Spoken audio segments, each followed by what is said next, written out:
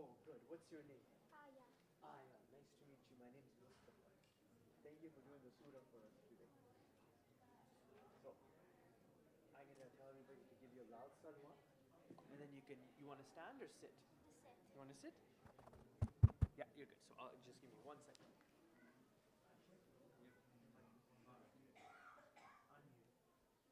Muhammad wa Muhammad salawat.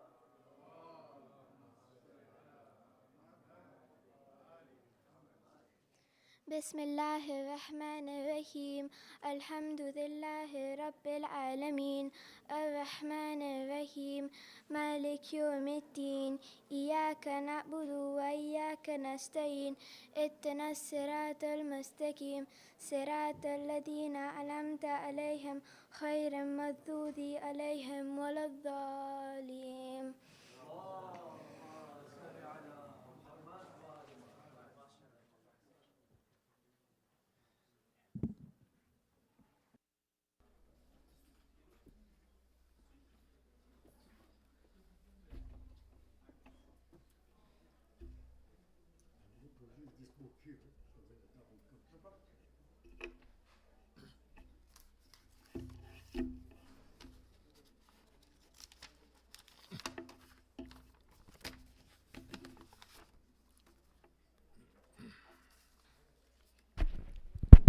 صلوات.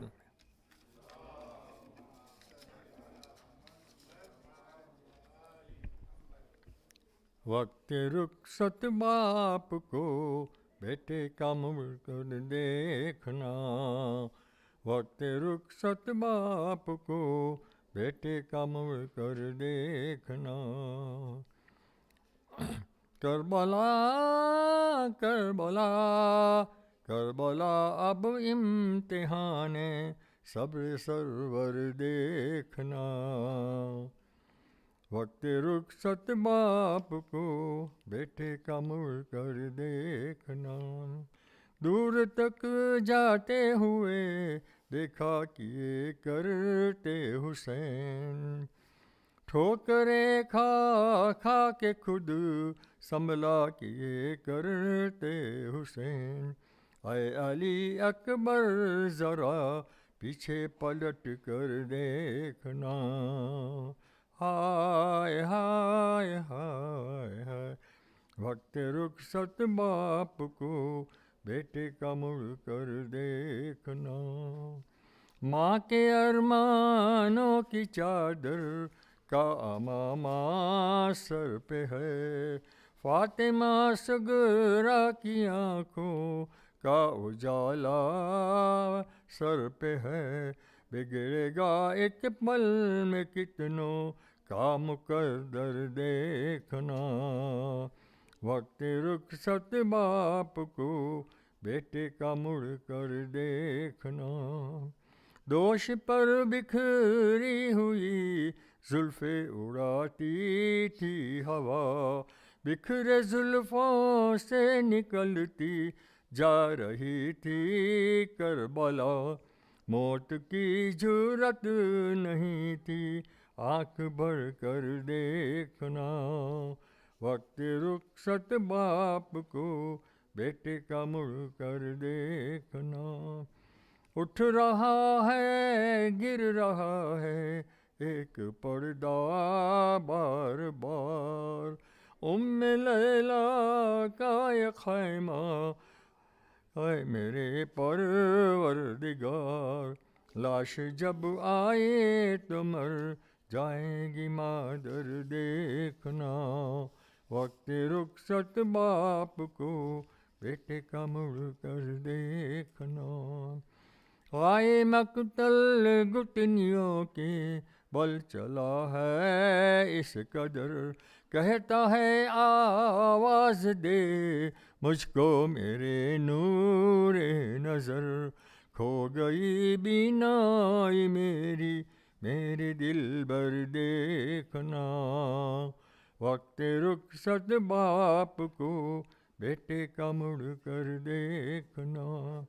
اے حسین ابن علی جاؤ نہ اکبر کے قریب. ظلم ایسا ہو گیا ہے تاب لا سکتے نہیں. کیا گوارا ہے سینے کے اندر دیکھنا. وقت رخصت باپ کو بیٹے کا مڑ کر دیکھنا.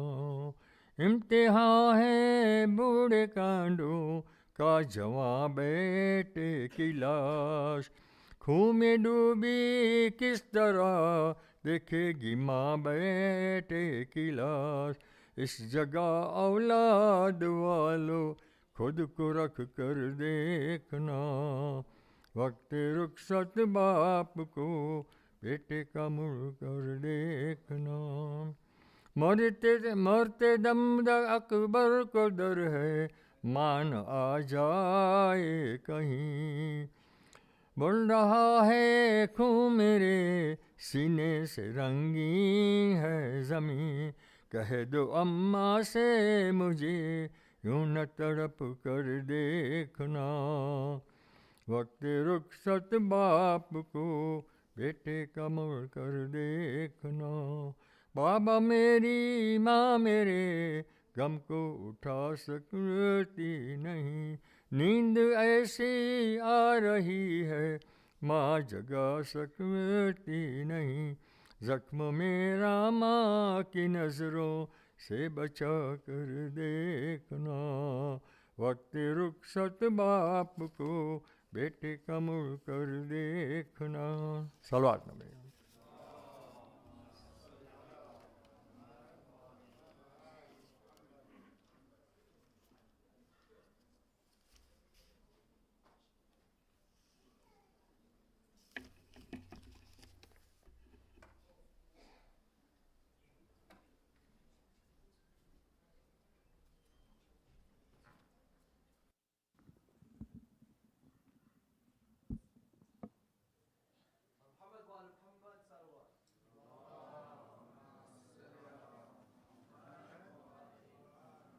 Adhur Muhammad wa al Muhammad.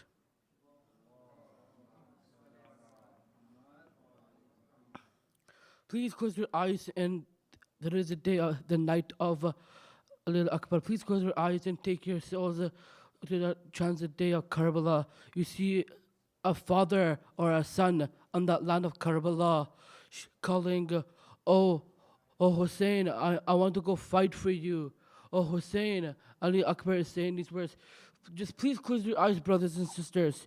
Just imagine the Ali Akbar alayhi salam, when he enters the battle, he says here, کانوں میں آئی سرور کہ جب صدائیں اکبر گھٹنوں کے بل شہیدین پہنچے سوئے مقتل دے گا جگر کے ڈکرے کو آئینے کرتی برچھی پکٹنے بولے شاہدین اس بل اکبر تیرے جگر سے برچھی نہیں نکلتی اکبر تیرے جگر سے کہتے تھے شاہ والا کہ اب کیا مصیبت مشکل میں جائے میری خستہ تیرے حالات سینے پہ کیسے ٹوٹی سینے پہ کیسے ٹوٹی بیٹا تیرے قیامت اکبر تیرے جگر سے اکبر تیرے جگر کا اے زخم کتنے جاری چھوٹا اگر ہو میں تو ہوتا اے خون جاری کیسے میں نے پرچی کیسے میں بہر نے پرچی سینے پہ تیرے ماری اکبر تیرے جگر سے ٹوٹا جو بیٹا میں بھی پکڑ رہا ہوں بارچی نکل خواہش میں کر رہا ہوں رکتا ہے تیرے سانسیں پل پل میرا رہا ہوں اکبر تیرے جگر سے اور اکبر کی میدان کی کربلا کی صدا اے واہ واہ مصیبتہ اے درد و عالم بے خوبی میں تیری اجر رہی ہے شاید تیرے جگر میں برچی پلو اجری کینچا ذرا جو برچی کینچا زو تو برچی درد تڑپ رہا ہے اکبر تیرے جگر سے تکلیف سے یورا تیری حالت بگڑ رہی ہے رکھتا احساس میری جس وقت رہی ہے دنیا جیسے میری پیٹا اجڑ رہی ہے اکبر تیرے جگر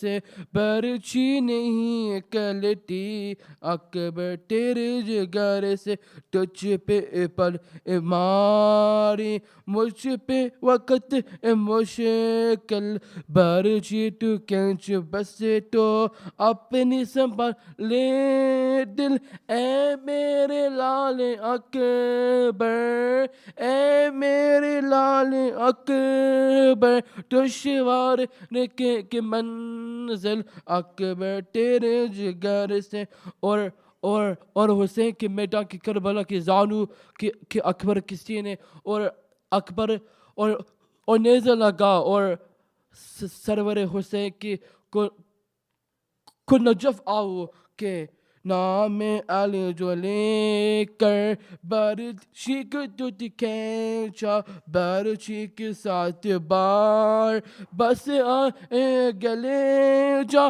فکرہ حسین کا پر فکرہ حسین کا پر مقتل میں گونجا اکبر تیرے جگر سے پر درد باپا او بیٹی اے بہت کیسا خون جگر جس کو ٹوکرنے علیک ہوٹوں پہ تجانی ہوٹوں پہ اتجانی اے دل خراش نو ہاں اکبر تیرے جگر سے برچی نہیں نکلتی اکبر تیرے جگر سے برچی نہیں نکلتی اکبر تیرے جگر سے درود محمد و آل محمد پر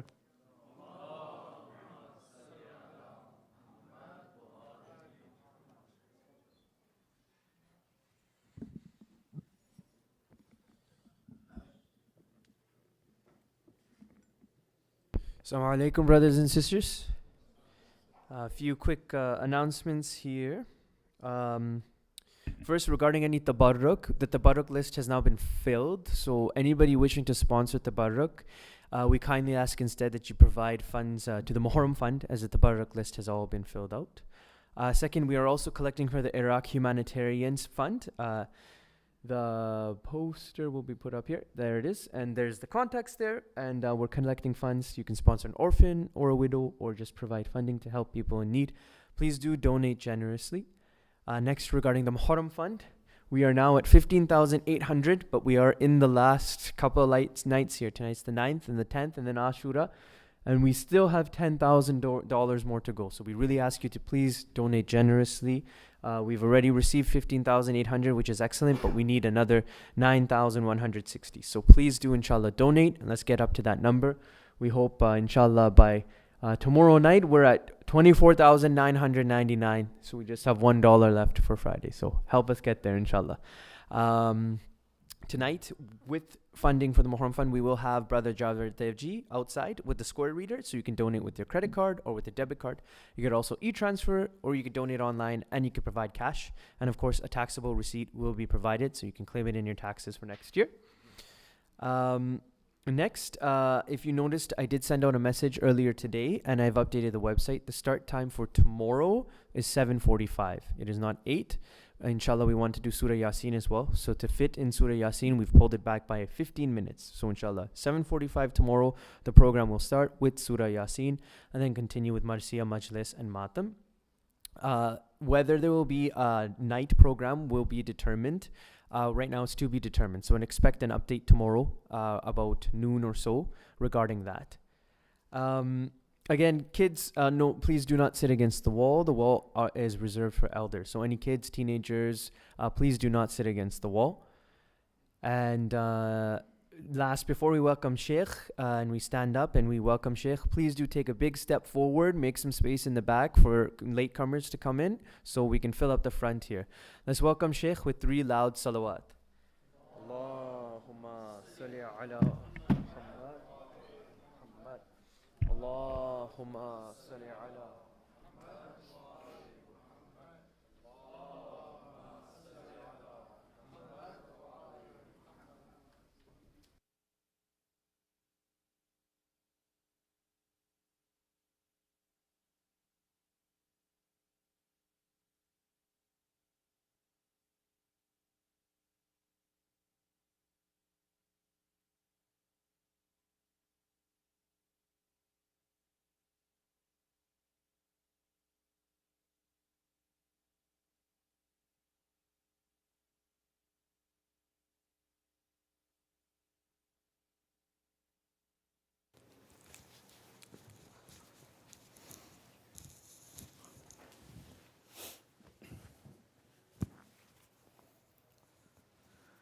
أعوذ بالله من الشيطان الرجيم بسم الله الرحمن الرحيم الحمد لله رب العالمين الحمد لله الذي له ما في السماوات وما في الأرض وله الحمد في الآخرة وهو الحكيم الخبير والصلاة والسلام على المبعوث إلى كافة الورى شاهدا ومبشرا ونذيرا وداعيا إلى الله بإذنه وسراجا منيرا أبي القاسم محمد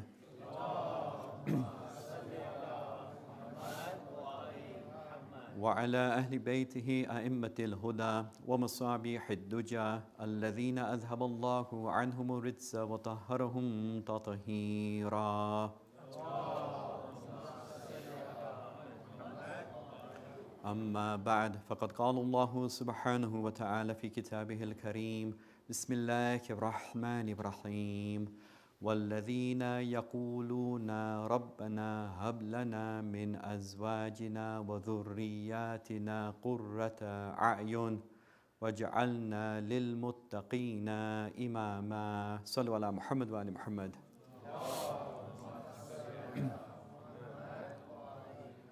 My respected elders, brothers and sisters in Islam, Assalamu alaikum wa rahmatullah. Having discussed 12 out of the 14 attributes of the Ibadur Rahman as listed by Allah subhanahu wa ta'ala in Surah Al-Furqan, tonight we will discuss the penultimate attribute of these pure, sincere servants of the All-Compassionate. And that attribute is that the Ibadur Rahman are leaders in spirituality. Now the 3 questions that I'll seek to answer in this majlis are as follows. Firstly, what does it mean by being leaders in spirituality? Secondly, what examples can we give of the Ibadur Rahman being leaders in spirituality? And thirdly, what does the Quran say about competing to do good? So inshallah, we'll begin our discussion with a loud salawat ala Muhammad wa ali Muhammad.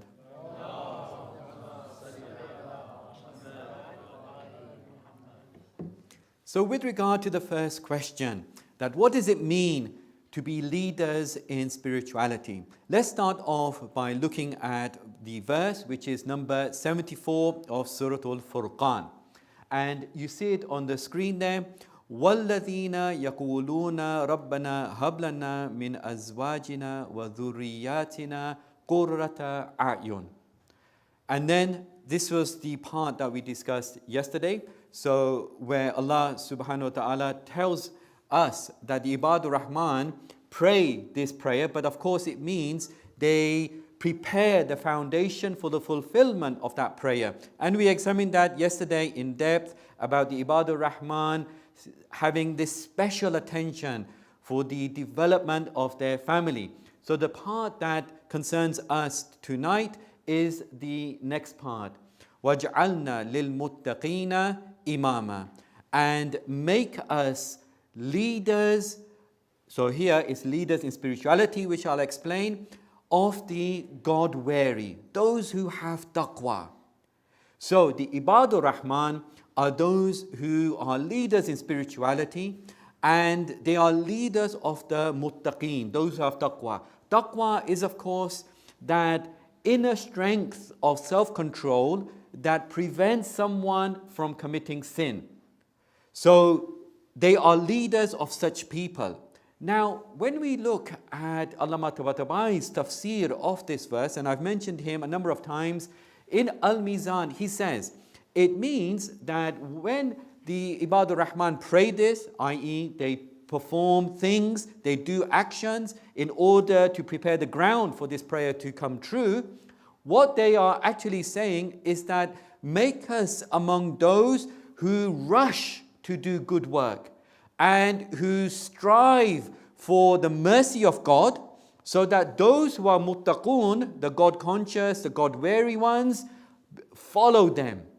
Okay, so it's all about rushing to do good work and striving for God's mercy, so that others, the others who have taqwa, become their followers, and they, the Ibadur Rahman, become their role models. They are foremost in doing good, and they act as role models for the other mu'mineen who have taqwa. Now, when we look at this, we see therefore that actually this happens at all different levels. As we've said from the beginning, the Ibadur Rahman are not just at one level. All mu'mineen are Ibadur Rahman. They are servants of the All-Compassionate. But there are levels of Ibadur Rahman. Some are at the lower levels, others are at the intermediate levels, and others still are at the highest levels possible for human beings. And that is, of course, the infallibles. All of these Ibadur Rahman, when they say this prayer, perform those things that establish the fulfillment of that prayer, are saying it at their level. So whichever level someone is at, they are trying to be leaders of the muttaqeen at that level. Now, having said that, I want to link it with the majalis that we have all gathered to commemorate the sacrifices of Sayyid al-Shuhada Aba Abdullah al-Hussein salawatullah wa salamu alayhi. Allahumma salli ala Muhammad wa ala Muhammad. And of course, not just these majalis, but even the programs and functions that take place on the happy occasions during the year. As I said from the very beginning of this series, in that very first lecture, we are recommended to go throughout the year, throughout our lives, with the happiness and the sadness of the Ahlul Bayt, to be happy when they are happy and to be sad when they are sad.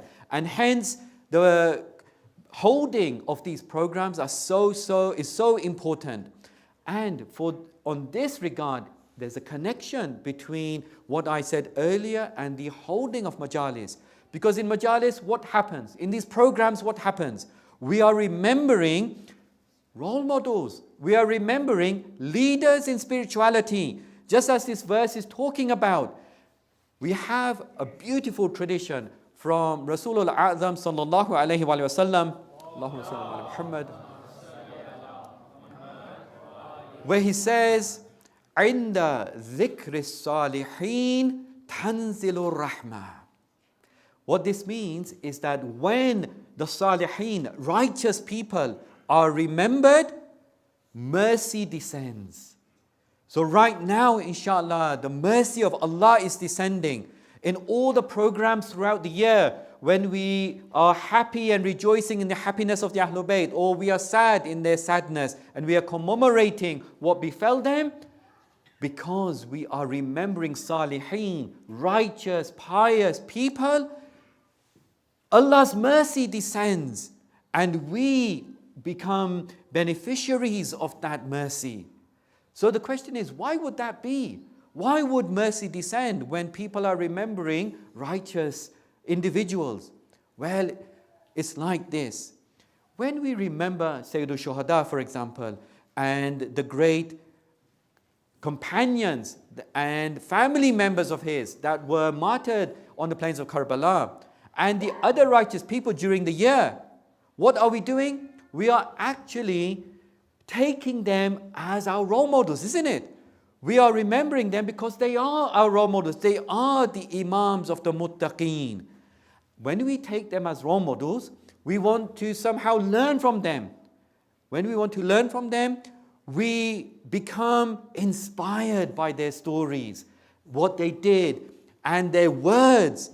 And therefore, when we become inspired, it motivates us to change our lifestyles to become more and more like them. Aren't we therefore following the imams of the muttaqeen? We are doing exactly that. They are our imams, meaning leaders in spirituality. We remember them, we learn from them, we aspire to be like them, and we gain inspiration in this process. When we gain that inspiration and we have that intention to be like them, Allah loves this. Our hearts become open. They become receptive to receive the mercy, the extra grace and mercy of Allah subhanahu wa ta'ala. So this is what is meant, that when the Salihin are remembered, Allah's mercy descends. Of course it will, because our hearts now are more receptive to receiving that special extra mercy of Allah subhanahu wa ta'ala. Sallu ala Muhammad wa ala Muhammad. So this was the first question. What does it mean by being leaders in spirituality? Now, let's move on and ask the second question, and that was, what examples can we give of the Ibadur Rahman being leaders in spirituality? Well, of course, during the course of these majalis so far, I have given quite a few examples of the Ibadur Rahman being leaders in spirituality. You will recall that I mentioned how Sayyidul Shuhada Aba Abdullah al-Hussein, salawatullah wa salamu alayhi, Allahumma salli ala Muhammad, exemplified being a leader in spirituality that time when Shimr ibn Ziljoshan had taunted him with those words. And Sayyidul Shuhada then stopped Muslim ibn Osaja from firing an arrow at him. Because Muslim ibn Osaja was so offended by this, he wanted to basically just kill him. So Sayyidul Shuhada stops him. First of all, he does not become affected by what Shimr said to him. This was one of the attributes of the Ibadur Rahman, that they pass by what is futile with dignity. Then he stops Muslim ibn Osaja from firing the arrow, and he tells him that I don't want to be the first to fire the arrow. That was one example. Another example, for example, last night we spoke about Hazrat Abul Fadl Abbas and the way he demonstrated being Ibadur Rahman and a leader in spirituality when he went to get the water for the women and the children. He exemplified altruism and selflessness and self-sacrifice, putting others before himself. That's another example.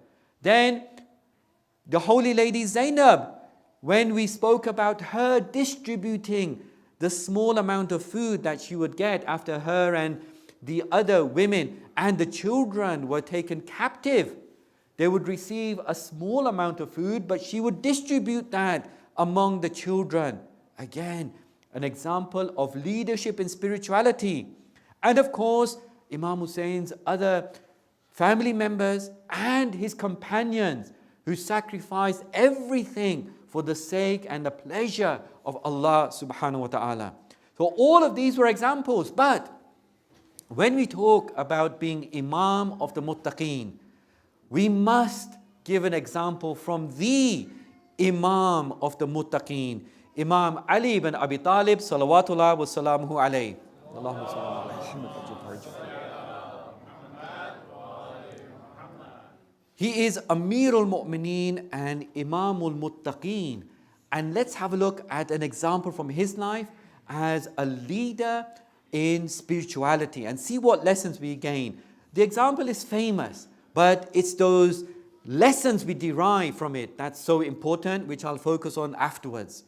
So the example is when the Battle of Khandaq took place and Amir al-Mu'mineen comes out and fights this Amr ibn Abdi Wud. Now, Amr ibn Abdi Wud was known as Farisu Yalyal. So what that means is he was known as the horseman warrior of Yalyal. Yalyal was a place where a battle took place. And this Amr defeated single-handedly the enemy soldiers. So he had this amazing reputation of being this great warrior and this horseman warrior of Yalyal. In any case, of course, Amir al-Mu'mineen defeats him and then he sits on his chest and he's about to kill him when Amr spits in his face. Now when he spits in his face, Imam Ali alayhi salam gets up and he goes away for a moment. Then he comes back and then he kills him. So then afterwards, people asked him that, "Oh, master, why did we see you all of a sudden get up when you were about to kill him and then come back afterwards and then finish the job?" Look at what this leader in spirituality says. He says that when I was about to kill him, he spat in my face. That angered me, and I feared that I would kill him out of anger. But I wanted to kill him only for the sake of Allah subhanahu wa ta'ala. So I took a break. And then I came back and killed him, so that my killing of him would be 100% sincere. Allahu Akbar. How many people could do this? This is why he is Imamul Muttaqeen. He exemplifies that verse number 74 of Surah Al-Furqan that we looked at earlier. وَجَعَلْنَا لِلْمُتَّقِينَ إِمَامًا. They put it into practice. And so, what lessons can we derive from this? Well, first of all, the fact that when we are praying these things and we want to prepare the foundations for the fulfillment of these du'as, we have to make sure that we are combating our carnal desires, things like our anger, our lust, our desires. All of these things, they have to be combated like he combated his anger, and then he was able to finish off the job sincerely. To the extent that Rasulullah sallallahu alayhi wa sallam, Allahumma salli ala Muhammad, says that strike of his on the day of Khandaq was better than the ibadah of all the jinn and humans put together. That's how sincere it was. Now, another lesson we gain from this is that whenever we are in such a situation, we should try and take time out. Because at that time, emotions are running high. We should take some time out and then come back to it. Focus, refocus, think of what Allah wants from us and perform the action sincerely. So this was an example of how the Ibadur Rahman are able to put this into practice and be the leaders in spirituality. Sallu ala Muhammad wa ala Muhammad.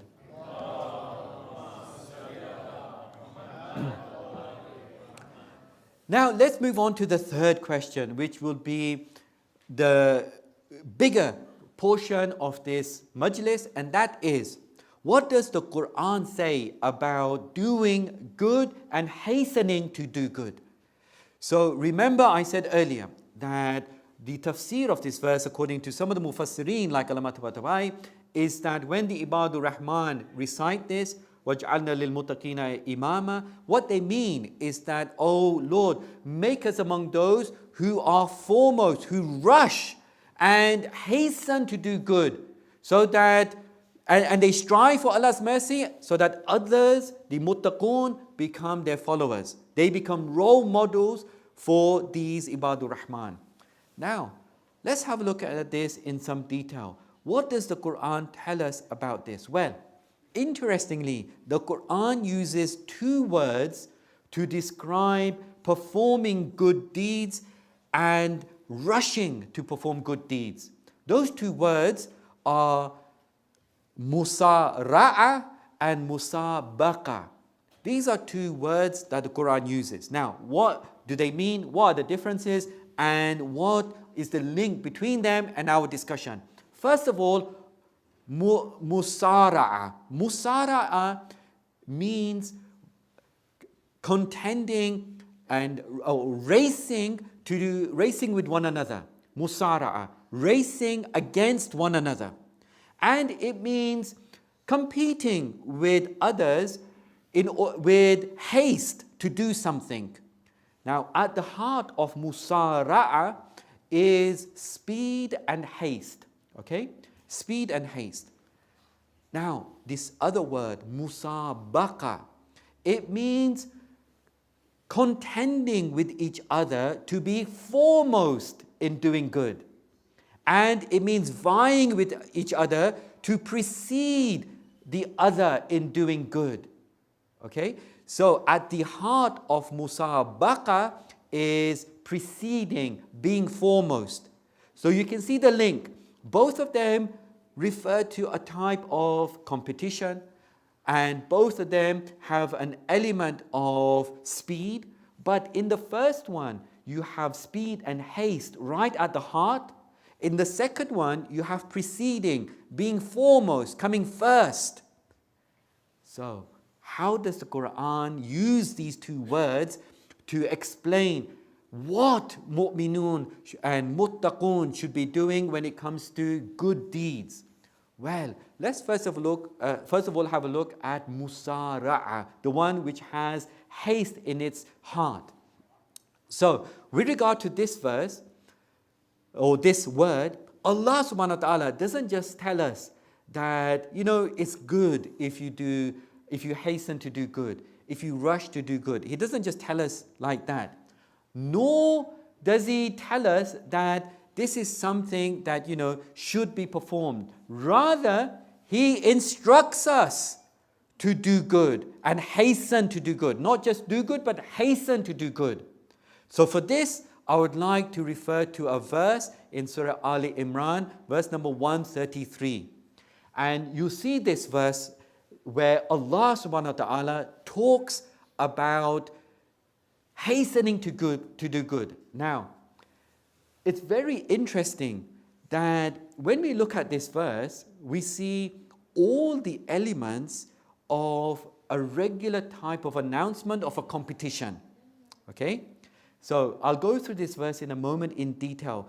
But think about an announcement for a competition that's taking place. What does that announcement have? It must have at least 8 elements in order for that announcement of the competition to be effective. So an announcement for a competition should tell everyone who the organizers are, isn't it? Right? They want people to take part. You want to take part. Who are the organizers of the competition? Secondly, who are the competitors? Thirdly, what is the competition all about? What's the subject? Fourthly, who is the judge? Who will judge the winner? Then, what is the prize? I want to win something, obviously, if I'm going to enter a competition. What is the prize? Sixthly, tell me something more about the prize, particulars about that prize. Then, seventhly, is the prize ready? Or is it just being said that, yeah, inshallah, people will get something? And eighthly, what is the criteria for winning the competition? On what basis will I be judged? Right? These are typical things that every competition must have. So let me give you an example. Let's say this community or any other community, any other organization announces there will be a poetry competition for youths under the age of 16. It will be about the virtues and the fada'il of Imam Ali alayhi salam. And the prize will be ziyarah trip to Iraq. In this ziyarah trip, your visa will be covered, your tickets will be covered, your meals, the transport over there, your accommodation, all of this will be covered. And it will be judged by a panel of scholars. The criteria for this will be, for example, because it's a poetry competition, things like originality. You must display originality. You must display good rhythm. You must display eloquence and, let's say, depth of meaning. That's the criteria. And people have gone there in advance to prepare everything for the winner. They've gone to Iraq, they prepared everything. That satisfies all the elements, isn't it? The organizer is known. It's such and such organization. The competitors are known, under 16s. The subject matter is known. The virtues of Imam Ali, poetry about that. Then the judge, there'll be a panel of scholars. That's known as well. The prize is known, the trip to Ziyarat. Particulars, all the visas and accommodation and food and transport and tickets, that will all be covered. It's all ready because people have gone there and made it already. And then the criteria has been set out. Very good.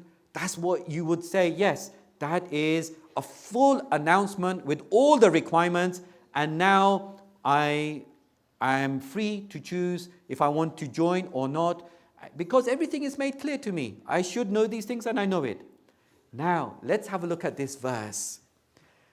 What competition is Allah subhanahu wa ta'ala announcing, and have all the elements of that announcement been fulfilled? As mu'mineen come forward, please recite 3 salawat. Allahumma salli. Allahumma salli ala Muhammad wa ali Muhammad. Allahumma salli ala Muhammad wa ali Muhammad. So look at this verse and let's have a look if all those 8 elements are mentioned here. It's remarkable that Allah subhanahu wa ta'ala instructs us to take part in a very important competition, the most important competition that we will ever take part in. And indeed, it is a comprehensive announcement. Look what he says. Sari'u wasari'u ila maghfiratin min rabbikum. So he says that hasten, meaning hasten in spirituality, in doing good deeds. Hasten towards your Lord's forgiveness, wa Jannah, and paradise. Okay? Then he goes on to say, Arduha as-samawatu wal ard u'iddat lil muttaqeen. This is really a comprehensive announcement. Let's have a look. Are all of the elements there in this announcement? So hasten towards your Lord's forgiveness and paradise. This paradise is as vast as the heavens and the earth, and it has been prepared for the God-wary.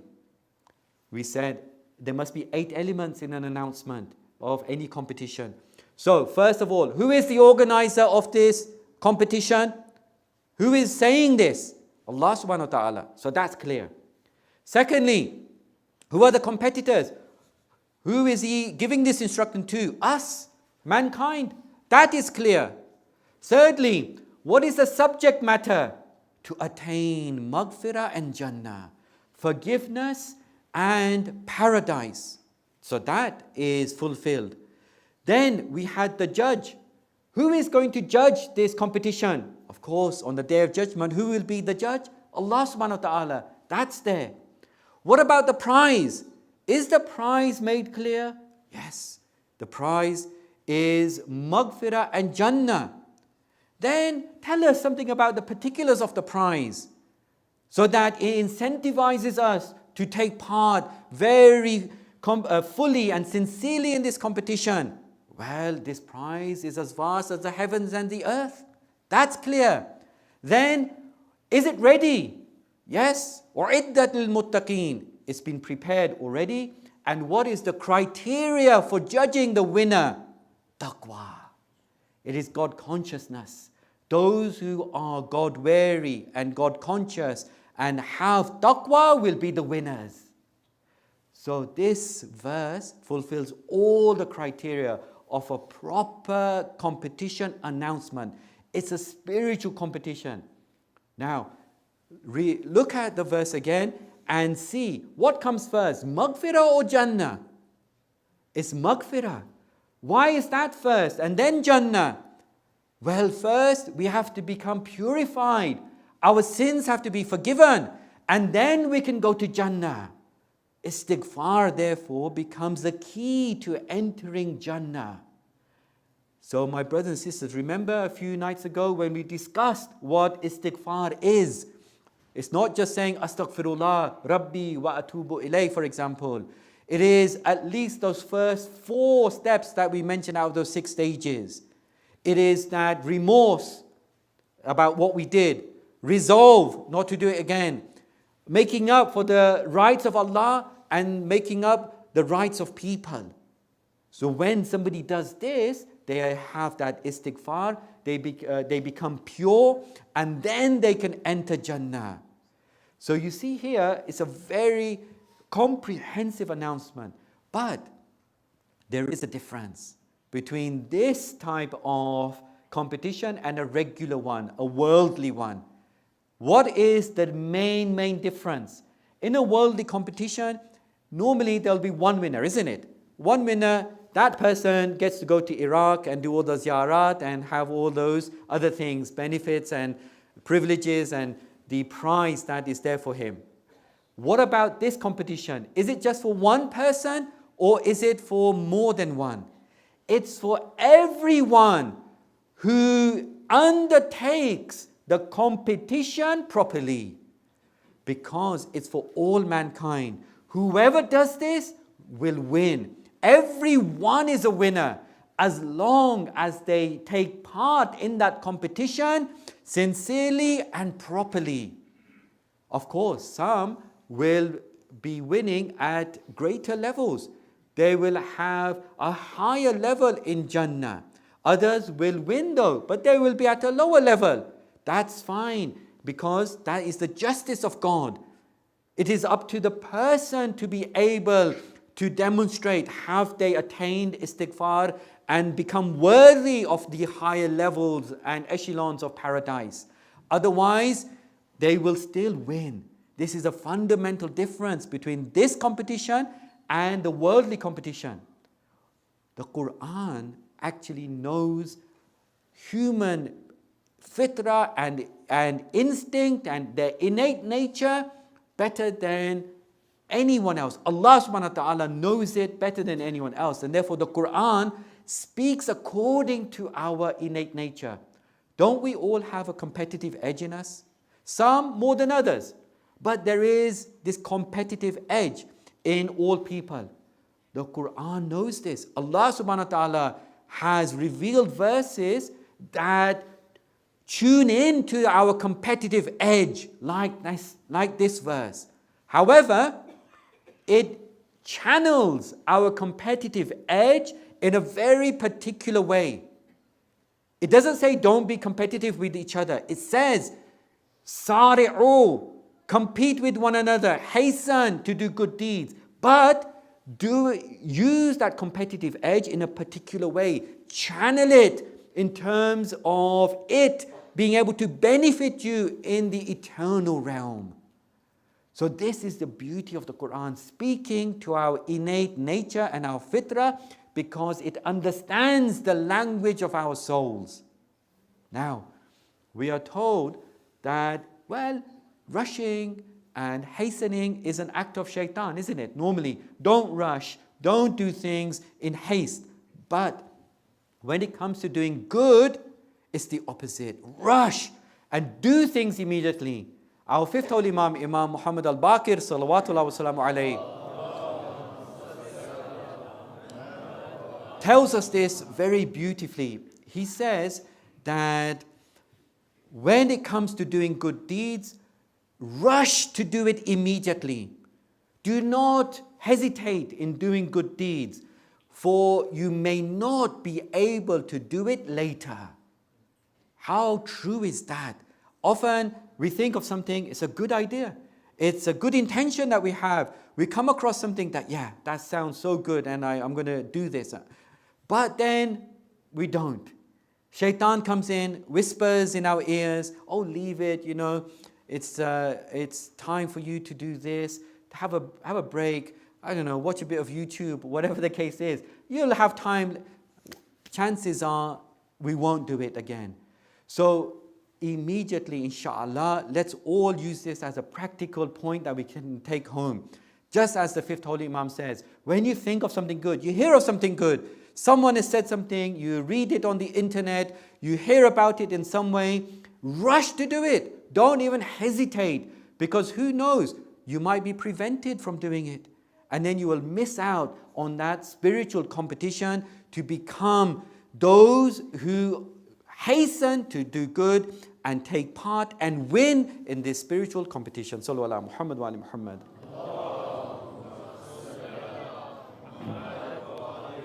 But you will recall I said that there is another word that Allah subhanahu wa ta'ala uses in the Quran to explain the situation when it comes to doing good and hastening to do good deeds. And that word is musabaqa. You had yusara'a or musara'a, now musabaqa. That had at its core speed and haste, whereas musabaqa has at its core preceding and being foremost. So now we see in the Quran similar verses that tell us not hasten to do good deeds. No, this is at a higher level. This is for those who are tested at the ultimate level. For them, just hastening to do good is not the main test. It's being foremost in doing good. Where do we see this? We see similar verses in the Quran to what we see with regard to musara'a. So, sari'u sabiqu ila maghfira min rabbikum. Just as we had wasari'u, we have in a couple of places in Surah Ma'idah and in Surah Baqarah, sabiqu, not just hasten to do good. Don't just proceed to God. Don't just proceed to God with haste. Precede to God. That's totally different. Preceding means becoming foremost, being the first. You can have lots of people rushing and proceeding to God with haste. But this now commands us to precede towards God. And then we see in the Quran how this works with regard to the highest ibadur Rahman. So now at this highest level in Surah Waqi'ah, what are we told? وَالسَّابِقُونَ السَّابِقُونَ, isn't it? In Surah Waqi'ah verses 10 and then in verse 11, أُولَٰئِكَ مُقَرَّبُونَ. They are the ones who have been brought close to God. What is this telling us? This is telling us that those who are sabiqun are at the highest possible level. Who were they? Of course, they are a very exclusive group because they are being tested at that higher level. And they are fulfilling this command to precede everyone else. We'll see who they are. What is the meaning of these verses?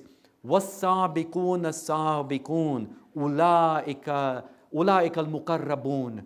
They are the ones who are brought close to God. What is the meaning of this? Why would somebody repeat the first word twice? وَالسَّابِقُونَ السَّابِقُونَ. What does that mean? The foremost ones are the foremost ones. Isn't that something that raises a question in our minds? The foremost ones are the foremost ones. What does that mean? Why would Allah describe the foremost ones using the same word? Well, one of the interpretations of this is that because There is no better way to describe such exalted personalities. It's the only way that they can be described. It's like saying, who is Imam Hussein? How are you supposed to answer that? You say, Imam Hussein is Imam Hussein. Who is Lady Zainab? Lady Zainab is Lady Zainab. I don't know. I can't describe her in any way. But to just say she is who she is because she's unique. I can't use any other words to describe how great she is. Same with Imam Hussein alayhi salam. Imam Hussein is Imam Hussein. You know Imam Hussein, you know Imam Hussein. That's it. It's like that. وَالسَّابِقُونَ السَّابِقُونَ أُولَٰئِكَ الْمُقَرَّبُونَ. They have been brought close to God because they have won this competition. Not just won it, but they have preceded everyone. They are first and foremost. Let me give you some examples. Mawla Amir al-Mu'mineen, Imam Ali Abi Talib, salawatullah wa salamu alayhi, gives us examples of those who have reached this level. And of course, the most foremost is the Holy Prophet himself. He says that he was foremost in doing good deeds. Then he goes on to say that in another place, that for example, when it came to battles, he was the closest to the enemy. Allahu Akbar. This is leading by example. وَجْعَلْنَا لِلْمُتَّقِينَ إِمَامًا. The Ibadur Rahman are those who are the imams, the foremost in leading in spiritual matters. So he would be foremost, nearest to the enemy soldiers, not at the back somewhere giving commands, go forward or whatever. Foremost. And of course we see that on the plains of Karbala, which we'll come to shortly. Another example, he says that in the battle of Khandaq, the Holy Prophet himself was the first to grab a pickaxe and start digging the trench. Allahu Akbar. The leader of the Muslim Ummah, the leader of the nation, takes a pickaxe and digs a trench. Which other leader do you know around the world that would ever do something like that? As-sabiqun, as-sabiqun. They don't hang around for others to take the lead. They lead by example. So my dear brothers and sisters, when it comes to this thing, whether it's community work, so for example, we should be foremost in wanting to volunteer, help, serve, do something for the community, not wait for others to do it. In our family life, for example, we should be the first to perform our prayers on time, being an example and a leader for our family. When it comes to, let's say, our personal attributes, we should be foremost and strive to be the best in humility, in giving for in the cause of Allah, in kindness, in helping others, in doing charity work for the wider community. All of these things, we must be sabiqun. And of course, with regard to this verse, as-sabiqun, as-sabiqun, Imam Hassan al-Mujtaba, salawatullah wa salamu alayhi, Muhammad, he recites it, and then he says that my father was foremost and he was the closest of the close, his father. And he goes on and he says in this tradition that he would be foremost in his service to Allah and Allah's messenger. Now, we can take this as some piece of guidance for us. Just as he says, my father was foremost in his service to Allah and the messenger of Allah, let's try to be foremost in our service to Allah, in our service to the messenger of Allah, and in our service to our holy Imam, Ajjalallahu Ta'ala Faraju Sharif. Allahumma salli ala Muhammad. Let's try, inshallah, to proceed and come first in everything that makes the Imam happy And in this sense, we will have not only taken part in that spiritual competition, but we will pass it with distinction. So as a summary, the three questions that we sought to answer this evening was, first of all, what does it mean that by being leaders in spirituality, it means rushing to do good deeds, and everyone, all the Ibadur Rahman, all the Mu'mineen who are Ibadur Rahman, will do this at their own level. The second question was, what examples can we give of the Ibadur Rahman being these leaders in spirituality? We gave several examples, including that one of Amir al-Mu'mineen when he defeated Amr ibn Abdi Wud, and the lessons we can derive from that are so important. And then thirdly, what does the Quran say about hastening to do good? Well, it uses these two words in such a beautiful, skillful manner. Musara'a and musabaqa. Both have the element of competition. One at its heart has speed and haste. The other has at its heart preceding and being foremost. It portrays for us this amazing spiritual servitude competition. But at the higher level are the sabiqun, those who are foremost in their haste to do good. At the very top are the Ahlul Bayt alayhimus salam. Let's also try to follow in their example and make our Imam happy. Let's recite a dua to Allah subhanahu wa ta'ala. Oh Allah, protect and hasten our holy Imam. Oh Allah, enable us to be foremost in hastening to do good deeds. Oh Allah, enable us to be leaders in spirituality. Oh Allah, enable us to live and die with the wilayat of the Ahlul Bayt. And oh Allah, forgive us and our forefathers for our sins. Sallu ala Muhammad wa ala Muhammad. Sallallahu alayka ya Aba Abdillah. Sallallahu alayka ya Ibna Rasulillah. We spoke about vying and competing to be foremost in doing good. What do we see on the plains of Karbala? We see so many people doing just that. For example, it's reported that the companions, when they saw how many enemy soldiers there are, and they realized that now there's no way to keep them away, they started competing with one another. They started vying with one another. To do what? To sacrifice themselves first for Abu Abdullah. What amazing companions. But tonight we will commemorate the martyrdom of the eldest son of Sayyidul Shuhada, Ali Akbar alayhi salam. It is reported that we see this beautiful character of Ali Akbar on the way to Karbala. We see his purity come through. So on the way to Karbala, when they pass a station by the name of Qasr Bani Muqatil, Imam Hussein recites this verse over and over again. Inna lillah wa inna ilayhi raji'un. And then Ali Akbar hears his father recite this verse.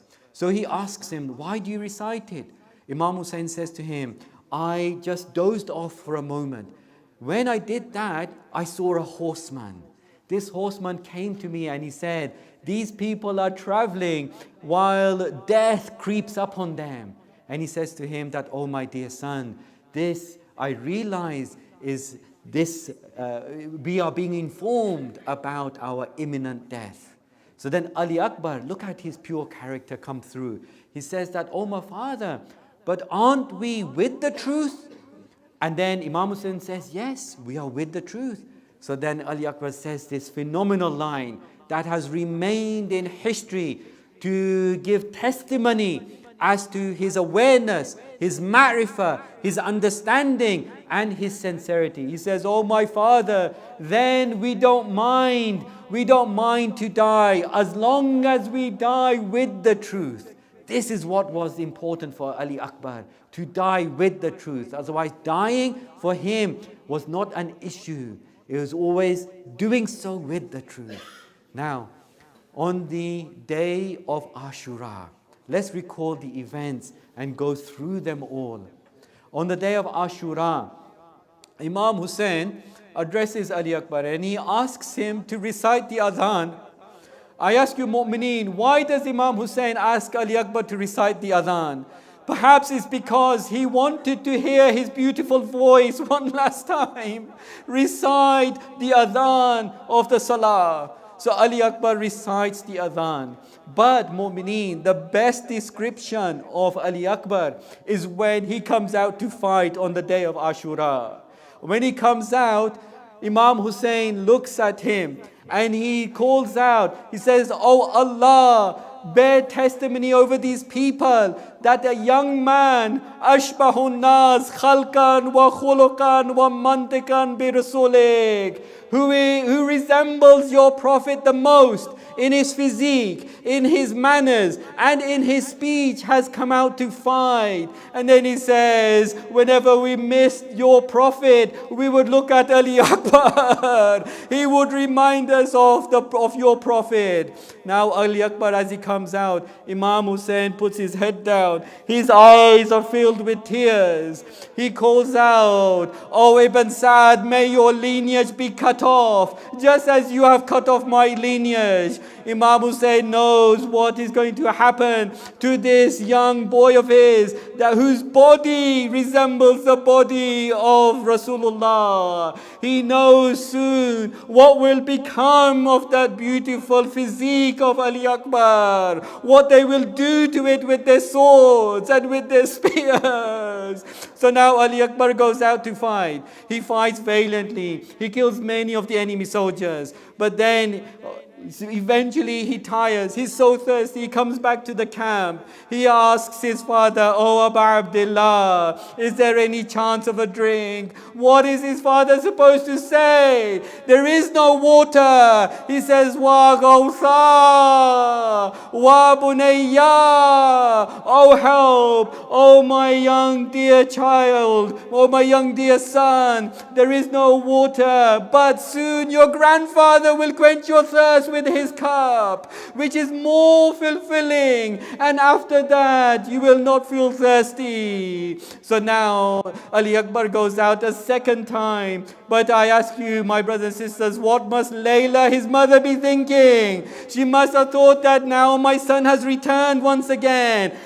He's alive, and now he will perhaps remain. But of course she knew in her heart that he will have to go out again. What must she be thinking? That now he goes out to fight, and this would be the last time she would ever see him. As he goes out, he fights valiantly again. But just like what they did to Hazrat Abbas, they attack him from a place which he can't see. These were the cowards. And just like they did to Hazrat Abbas, they stab him and they split his head open. It is reported that when Ali Akbar couldn't see the enemy soldier coming from behind, the enemy soldier stabs him with his spear, and then he takes his sword and he strikes Ali Akbar over the head. Ali Akbar's head splits open, and now he falls onto the ground. Who does he remember at that time?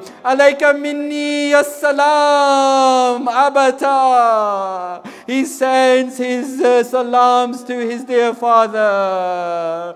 Imam Hussein is looking on.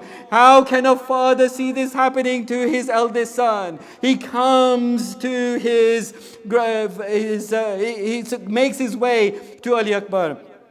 At that time, Imam Hussein, he's looking on. Ali Akbar, when he calls out to his father, he's actually saying something very important, Mu'mineen. You know what his call means. You know what his salam means. It means, "Oh my father, don't worry about my thirst anymore, for my grandfather has quenched it." Imam Hussein now, he's looking on as the vultures, they gather around him. But what do? They are not happy happy by just simply killing him. They start stabbing him with their spears. They start cutting him with their swords.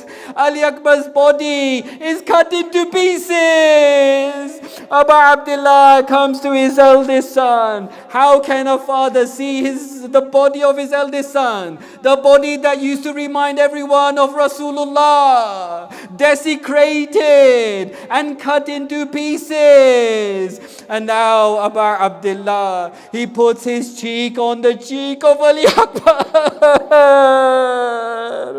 And he says these phenomenal lines for Imam Hussein. Now the world is a different place. The world has completely changed. Ala dunya ba'daka lafa. The world after you has lost all its appeal for me.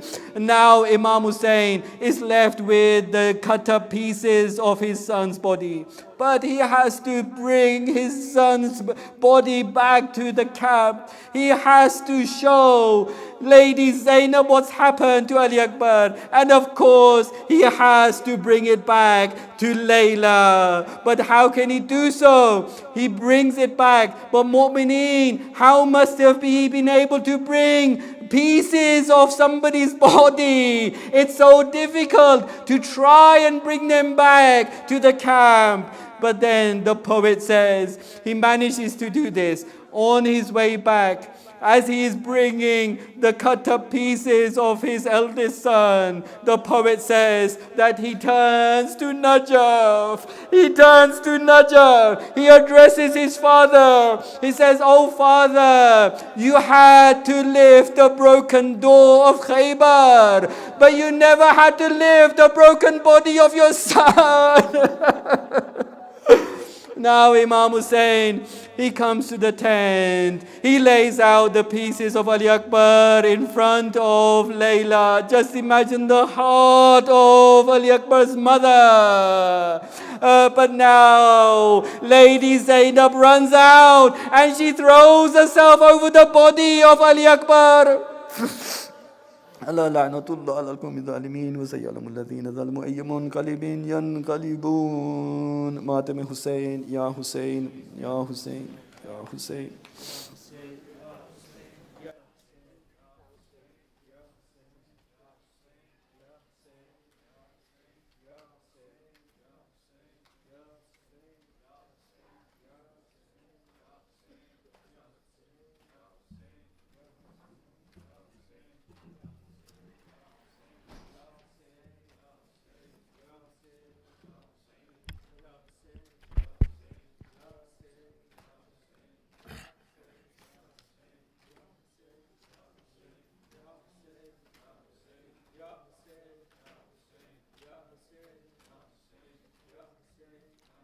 बोले इमाम उमम पर्दा उठा लो कोई, बोले इमाम उमम पर्दा उठा लो कोई, लाए हैं अकबर को हम पर्दा उठा लो कोई,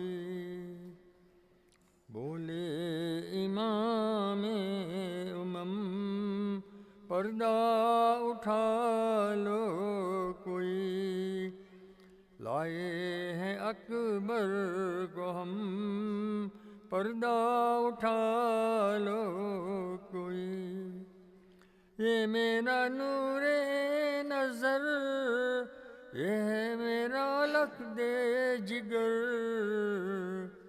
आया है मुश्किल से घर, पर्दा उठा लो कोई, बोले इमाम उमम पर्दा उठा लो कोई, कुछ न करो कि लोला उसका है अब गैर हाल, खाया है बरछी का फल سر پہ کھڑی ہے اجل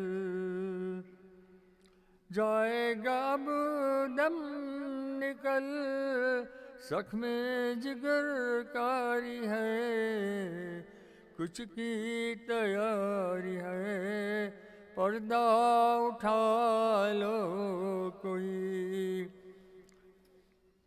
بولے امام امم پردہ اٹھا لو کوئی لائے اکبر کو ہم پردہ اٹھا لو کوئی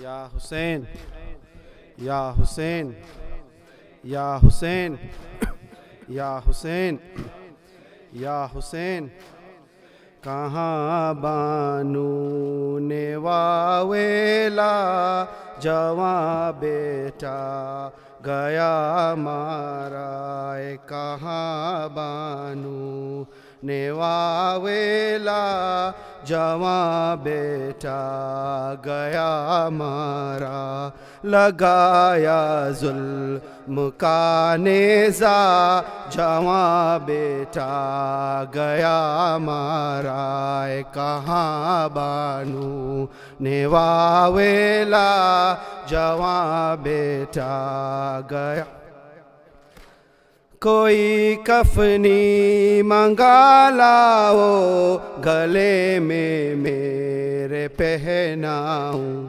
رکھوں گی سوگ اکبر کا جواں بیٹا گیا مارا کہاں بانو نے واویلا جواں بیٹا گیا مارا کہاں بانو نے واویلا جواں بیٹا غم اکبر میں روؤں گی منع کیوں کرتے ہو مجھ کو رہوں گی جب تلک زندہ جواں بیٹا گیا مارا کہاں بانو نے واویلا جواں بیٹا گیا مارا کہاں بانو نے واویلا جواں گیا تمام عالم میں آج ماتم تمام عالم حسین بے کاس کا ہو رہا ہے تمام عالم میں آج تمام عالم میں آج ماتم حسین بے ہے سیاہ کپڑے سیاہ چادر غموں کی گرد و غبار سر پر سیاہ کپڑے سیاہ چادر غموں کی گرد و غبار سر پر ہے سوگواروں کے اشک جاری کہ ثانی زہرا بیریدہ ہے تمام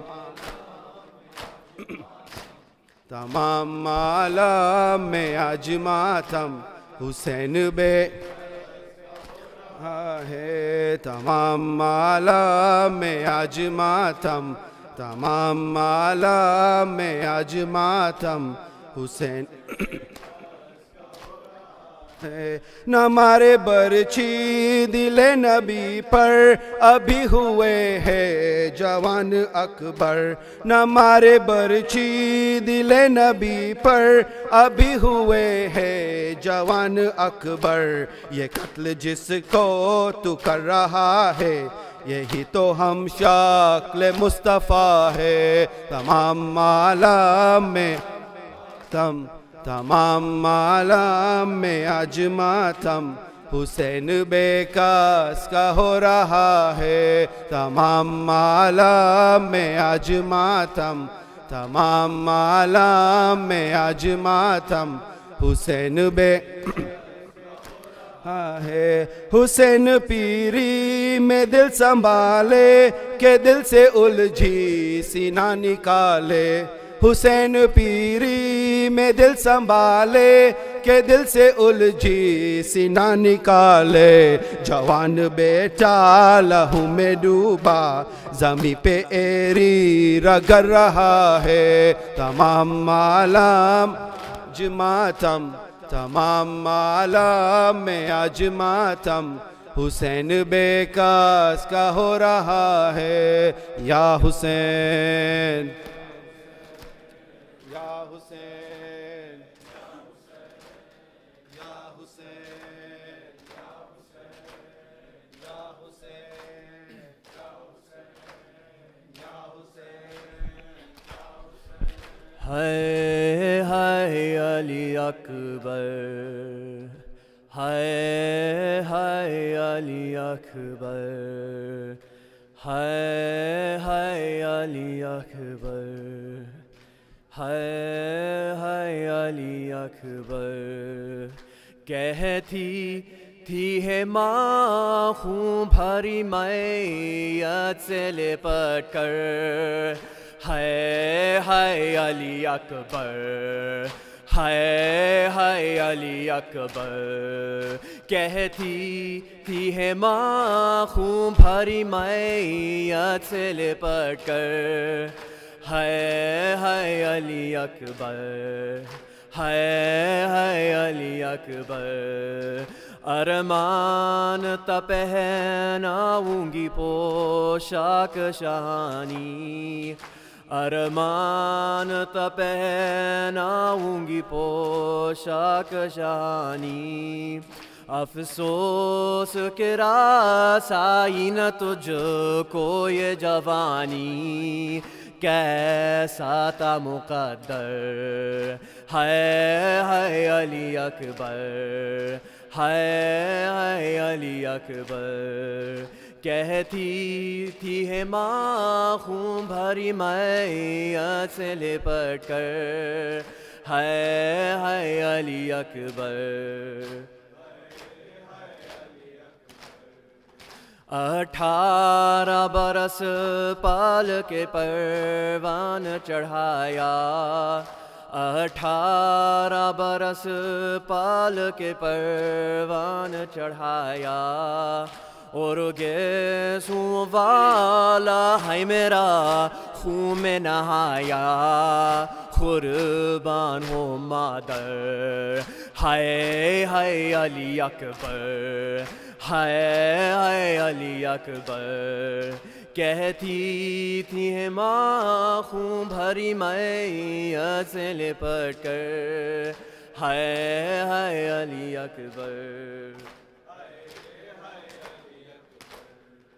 اتنا تو ذرا ٹھہرو تمہیں دھولا بنا لوں اتنا تو ذرا ٹھہرو تمہیں دھولا بنا لوں بس ایک جھلک ساحر کی صغرا کو دکھا لوں بے چین تھی خاور ہائے ہائے علی اکبر ہائے ہائے علی اکبر کہتی تھی ہے ماں خون بھری میت سے لپٹ کر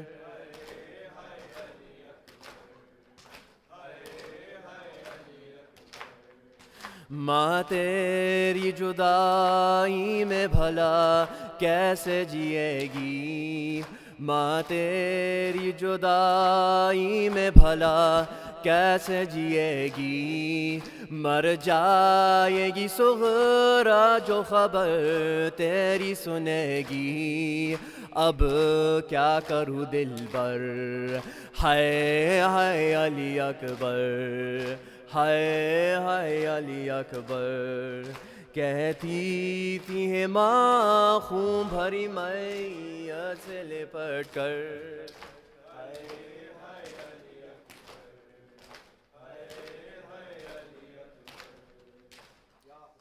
یا حسین یا حسین یا حسین یا حسین شبیہ پیمبر علی علی علی علی اکبر علی علی علی علی اکبر علی علی ای جانا نظر اٹھا کے تو ماں کو دیکھو اے بیٹا ای جانا کیوں سر جھکائے کھڑے ہوئے ہو اے بیٹا ای جانا تم ہی تو مادر کا آسرا ہو اے بیٹا اے جان مادر علی علی اے جان مادر علی علی شبیہ پیمبر علی علی شبیہ پیمبر علی علی علی علی اکبر علی علی اکبر علی علی شبیہ پیمبر علی علی شبیہ پیمبر علی علی اے میرے یوسف جمال اکبر رک جاؤ ای جانا نہ جی سکے گی تمہاری مادر رک جاؤ ای جانا سہے گی کیسے یہ داغ سرور رک جاؤ رکو اے صفدر علی علی رکو اے صفدر علی علی شبیہ پیمبر علی علی شبیہ پیمبر علی علی علی علی اکبر علی علی اکبر شبیہ پیمبر علی علی شبیہ پیمبر علی علی اے ام لیلا کے لب پہ نوحہ واہ ویلا ای جانا لہو میں ڈوبا ہے لال میرا واہ ویلا ای جانا ہوا ہے سینے کے پار نیزہ واہ ویلا فدا ہو مادر علی علی فدا ہو مادر علی علی شبیہ پیمبر علی علی شبیہ پیمبر علی علی علی علی اکبر شبیہ پیمبر شبیہ پیمبر علی علی نبی کی صورت نبی کی سیرت ہے اکبر ای جانا نثار تجھ پہ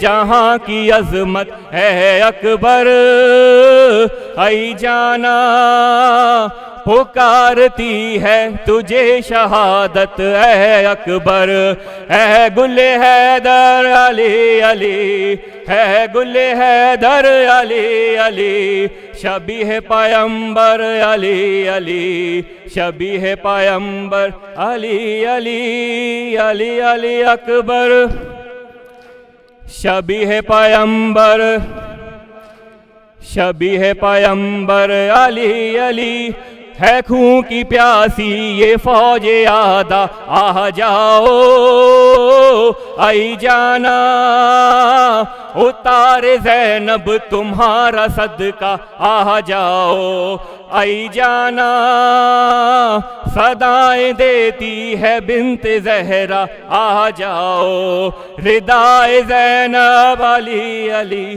ردائے زینب علی علی شبیہ پیمبر علی علی شبیہ پیمبر علی علی علی علی اکبر شبیہ پیمبر علی علی شبیہ پیمبر علی علی بتاؤ کامل لکھوں میں کیسے وہ منظر ای جانا بپا تکرب و بلا میں ہائے وہ محشر ای جانا اٹھائے لاشا کمر خمیدہ تھے سرور صدائے اکبر علی علی صدائے اکبر علی علی شبیہ پیمبر علی علی شبیہ پیمبر علی علی علی علی اکبر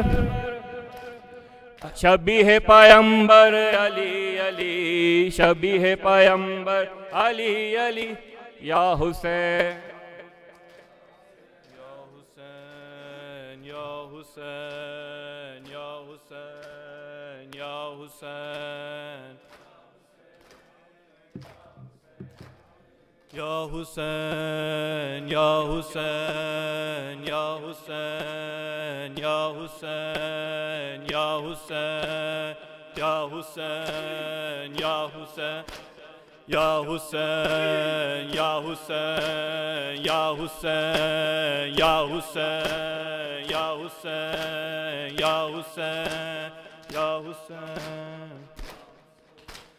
اس گھری روئے بہت شہ کو حسن یاد آئے، لاشا قاسم کا نظر آیا حسن یاد آئے، لاشا قاسم کا نظر آیا حسن یاد آئے، لاشا قاسم کا نظر آیا حسن یاد آئے، لاشا قاسم کا نظر آیا حسن یاد آئے، لاشا قاسم کا نظر آیا حسن یاد آئے، لاشا قاسم کا نظر آیا حسن یاد آئے، لاشا قاسم کا نظر آیا حسن یاد آئے، لاشا قاسم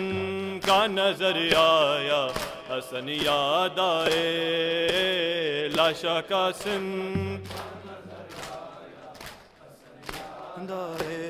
اس گھری روئے بہت، اس گھری روئے بہت شہ کو حسن یاد آئے، لاشا قاسم کا نظر آیا حسن یاد آئے، لاشا قاسم کا نظر آیا حسن یاد آئے، لاشا قاسم کا نظر آیا،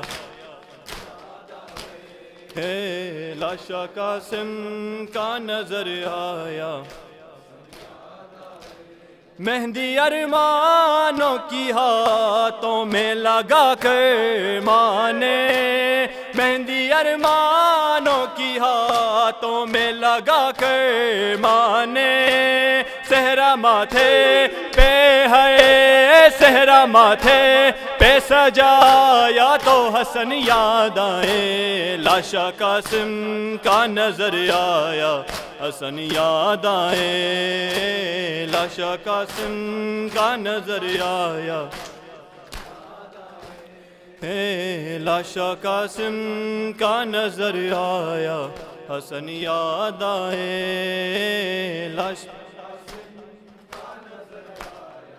حسن یاد، ہائے قاسم نہ تیرے ٹکڑے بدن کے ہوتے، ہائے قاسم نہ تیرے ٹکڑے بدن کے ہوتے، روکے سینے سے ہے، روکے سینے سے لگایا تو حسن یاد آئے، لاشا قاسم کا نظر آیا حسن یاد آئے، لاشا قاسم کا نظر آیا حسن یاد آئے، لاشا قاسم کا نظر آیا حسن یاد آئے، لاشا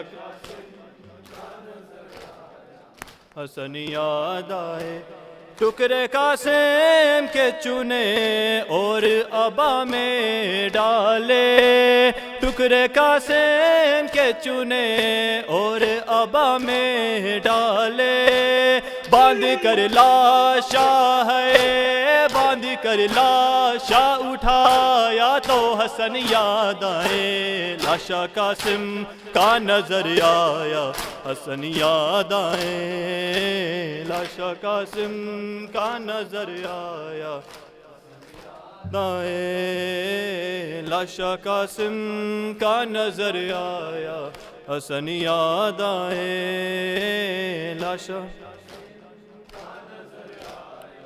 حسنیا مہندی ارمانوں کی ہاتھوں میں لگا کر ماں نے مہندی ارمانوں کی ہاتھوں میں لگا کر ماں نے صحرا ماتھے پہ ہے صحرا ماتھے پہ سجایا تو حسن یاد آئے لاشا قاسم کا نظر آیا حسن یاد آئے لاشا قاسم کا نظر آیا اس گھڑی روئے بہت شہ کو حسن یاد آئے حسین یا حسین یا حسین یا حسین یا حسین یا حسین یا حسین یا حسین یا حسین یا حسین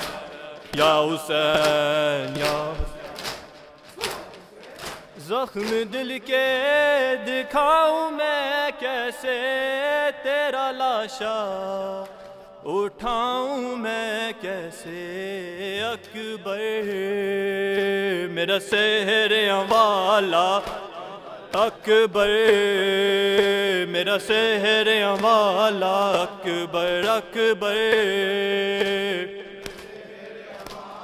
اکبر اکبر میرا سحر والا اکبر اکبر میرا سحر اکبر اکبر میرا سحر والا اکبر اکبر میرا سحر والا اکبر زخم دل کے دکھاؤں میں کیسے تیرا لاشا اٹھاؤں میں کیسے اکبر میرا سحر والا اکبر میرا سحر والا اکبر اکبر میرا سحر اکبر اکبر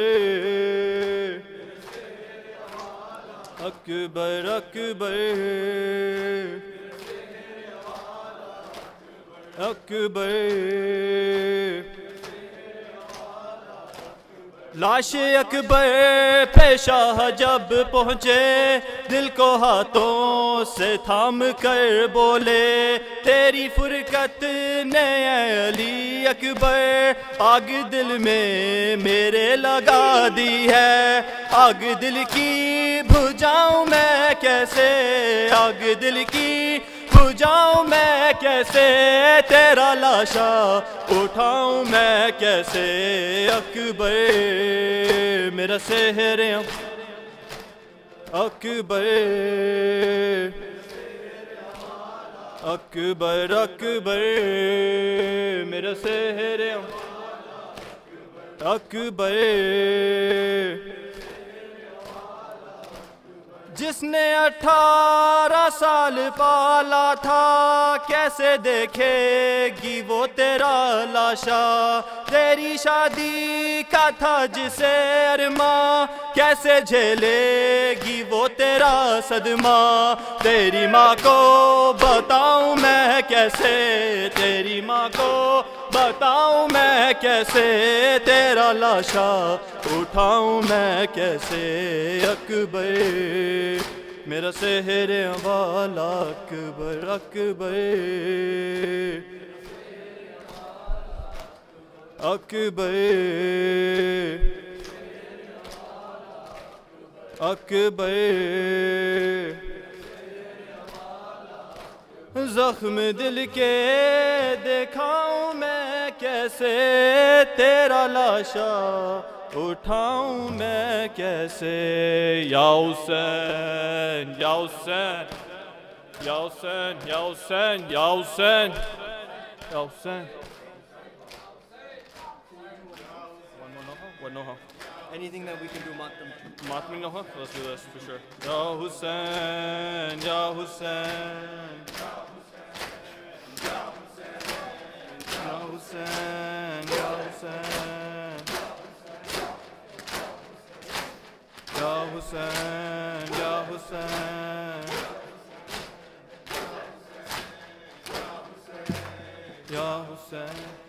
ردا دے باجوالاں دا ردا دے باجوالاں دا کیویں پردہ بناواں گی میں سر اُری یعنی باس کیویں شام جاواں گی میں سر اُری یعنی باس کیویں شام جاواں گی میں سر اُری یعنی باس کیویں شام جاواں گی میں سر اُری یعنی باس کیویں شام جاواں گی ردا دے باجوالاں دا ردا دے باجوالاں دا کیویں پردہ بناواں گی میں سر اُری یعنی باس کیویں شام جاواں گی میں سر اُری یعنی باس کیویں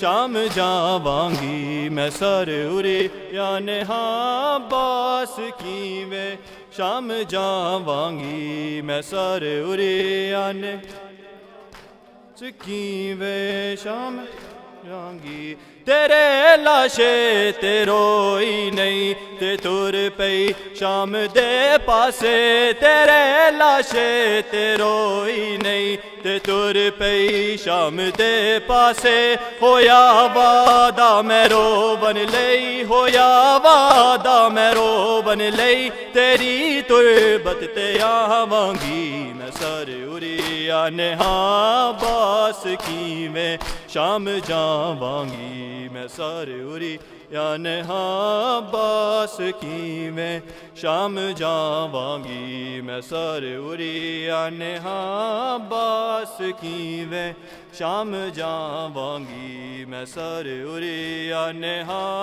باس کیویں ذرا نہ فکر کر ویرن جے سفراں وچ مینوں ملیا ذرا نہ فکر کر ویرن جے سفراں وچ مینوں ملیا میں اپنے حصے دا پانی میں اپنے حصے دا پانی بھی بالا کو پلاواں گی میں سر اُری یعنی باس کیویں شام جاواں گی میں سر اُری یعنی باس کیویں وانگی میں سر اُری یعنی باس کیویں شام جاواں گی ردا دے باجوالاں دا کیویں پردہ بناواں گی یا حسین یا حسین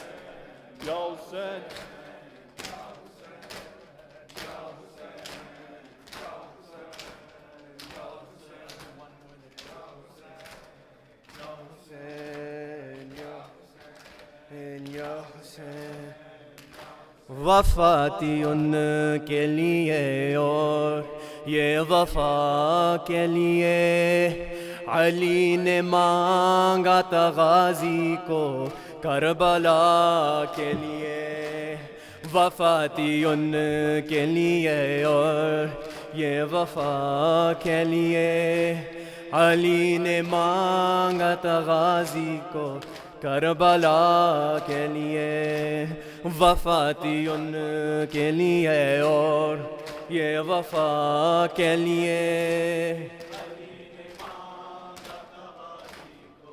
کربلا کے لیے حسین جھولا جھلا دیتے ان کو یہ کہہ کر حسین جھولا جھلا دیتے ان کو یہ کہہ کر یہ کام آئے گی زینب تیری رضا کے لیے علی نے مانگا تھا غازی کو کربلا کے لیے وفاتی ان کے لیے اور یہ وفا کے لیے علی نے مانگا تھا غازی کو کربلا کے لیے نہ جان کس لیے حیدر نے ان کے بازو کے نہ جان کس لیے حیدر نے ان کے بازو کے ہزار پو سے گلے سے لگا لگا کے لیے علی نے مانگا تھا غازی کو کربلا کے لیے وفاتی ان کے لیے اور یہ وفا کے لیے علی نے مانگا تھا غازی کو کربلا کے لیے یا حسین یا حسین یا حسین یا حسین یا حسین یا حسین یا حسین یا حسین یا حسین یا حسین یا حسین اللہم صلی علی محمد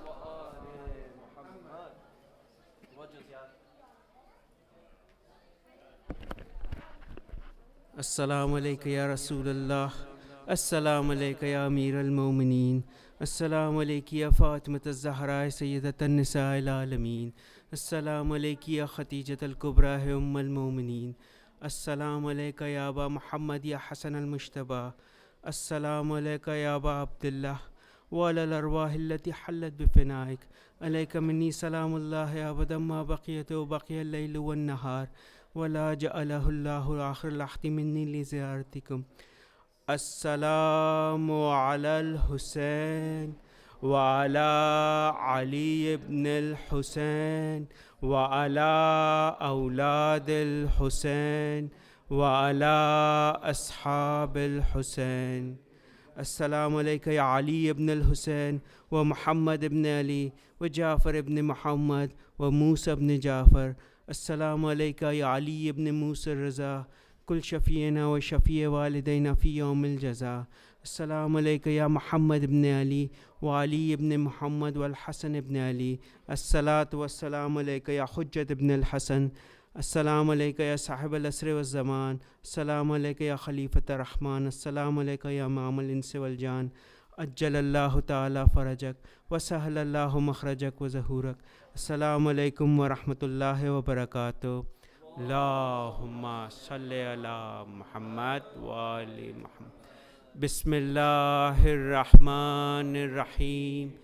اللہم کل ولیک الحجت ابن الحسن صلواتک علیہ وعلی آبائہ فی ہذہ الساعة وفی کل ساعة ولیاً وحافظا وقائدا وناصرا ودلیلا وعینا حتی تسکنہ ارضک طوعا وتمتعہ فیہا طویلا برحمتک یا ارحم الراحمین۔ اللہم صلی علی محمد وآل محمد۔ Brothers and sisters, before we break, there are some people in our center who have family who are sick, and they are sick all in our community, all around the world, and all those who are ill and in distress. So let's recite together 5 times Ayat al-Shifa. Bismillahir Rahmanir Rahim. أَمَّن يُجِيبُ الْمُضْطَرَ إِذَا دَعَاهُ يَكْشِفُ السُّوءَ أَمَّن يُجِيبُ الْمُضْطَرَ إِذَا دَعَاهُ يَكْشِفُ السُّوءَ أَمَّن يُجِيبُ الْمُضْطَرَ إِذَا دَعَاهُ يَكْشِفُ السُّوءَ أَمَّن يُجِيبُ الْمُضْطَرَ إِذَا دَعَاهُ يَكْشِفُ السُّوءَ أَمَّن يُجِيبُ الْمُضْطَرَ إِذَا دَعَاهُ يَكْشِفُ السُّوءَ اللهم صل على